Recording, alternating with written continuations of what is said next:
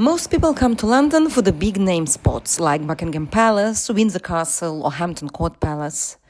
But hidden by the river in Richmond, there is a house far less known and far less touristic, yet one of the best preserved 17th century homes in England. Today I'm visiting Ham House, and this might be the closest you can get to stepping into the 1600s. It's often said to be one of the most haunted houses in Britain. Acquired by the National Trust in 1948, Ham House was so untouched that it's now one of the best preserved 17th century homes in Europe. That's not your usual tourist spot, and that's the beauty of it. A quieter way to step into history. Most houses like these get restored, polished and updated. This one didn't.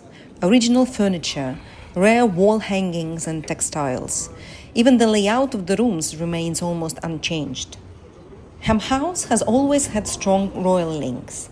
Look, the front door still says "Long live the King" in Latin. Ham House was built in 1610, but its story really comes alive during one of the most dangerous periods in English history, the English Civil War. This was the time when supporting the wrong side could cost you everything: your home, your wealth, even your life. One of the most powerful figures associated with the house was Elizabeth Murray, Duchess of Lauderdale. The Murrays were closely connected to the royal court and loyal to the monarchy, which made them immediate targets when civil war broke out. At the time, many royalist families had their homes seized or destroyed, but somehow Ham House survived. After the monarchy restored, she and her husband rose even higher in power, helping secure the future of the house.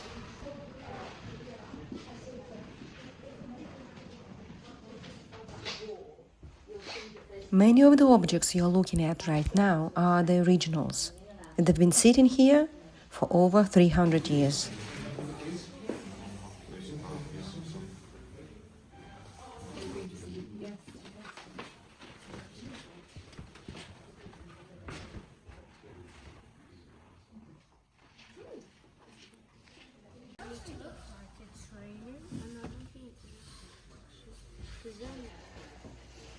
Look at the library, at all these old books.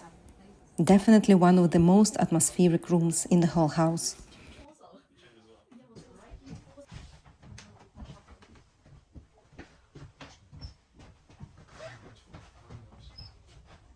There is something else people mention about Ham House.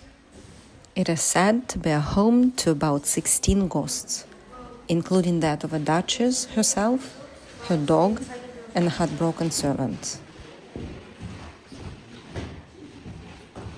Whether you believe in ghosts or not, this place definitely has a vibe.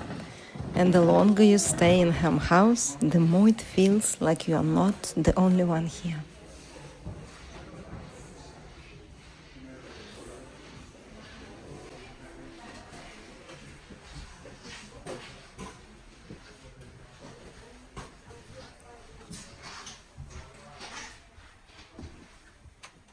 Fire was one of the biggest fears in houses like Ham House. Everything here, wood, fabric, tapestries, would go up instantly. So these buckets weren't decoration, they were survival. What a house without a beer or a wine cellar? This space would have been essential, stacked with barrels, busy with servants, and always in use. It wasn't just about luxury, it was everyday life.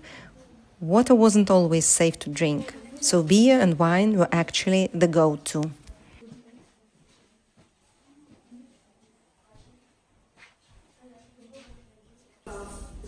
This is the kitchen. I believe that's where the real work of the house happened. Probably a bit chaotic at those times. And now look at the Duchess's bathroom. Most people at the time didn't have anything like this.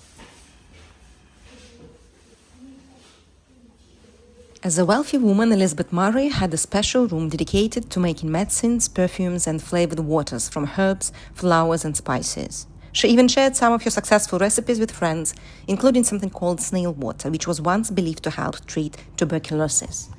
And now let's move out to the gardens. Elizabeth Murray had a real eye for style, something she picked up from her father, and she put a lot of time, effort, and money into creating these gardens with her second husband. And now that it's spring, the gardens are full of crocuses, making the place feel alive. Everything's so carefully trimmed and organized. Back then, gardens like these were all about structure and symmetry.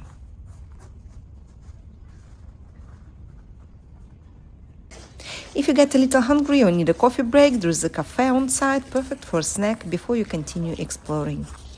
Ham House isn't just about the history and gardens. There are also different family-friendly activities, especially during school holidays. And if you're planning your visit, I would suggest taking a nice stroll along the Thames from Richmond. It's a beautiful way to start or finish your day. If you're tired of the usual London spots, this is definitely something a bit different. And if you enjoyed exploring this with me, make sure to subscribe. I'm finding more hidden gems around London that most people miss.